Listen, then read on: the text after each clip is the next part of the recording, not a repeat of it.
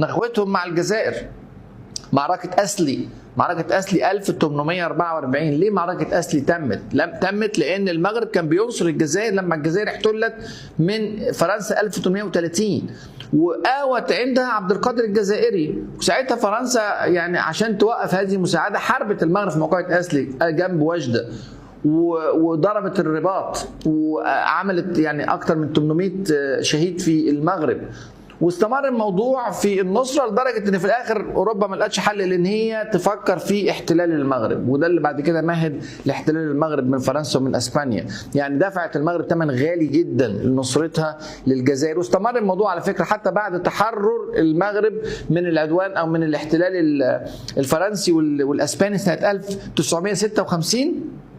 بعدها بسنة واحدة فقط سافر محمد الخامس الملك المغربي الى امريكا عشان يجمع التأييد العالمي لتحرير الجزائر من الاحتلال الفرنسي.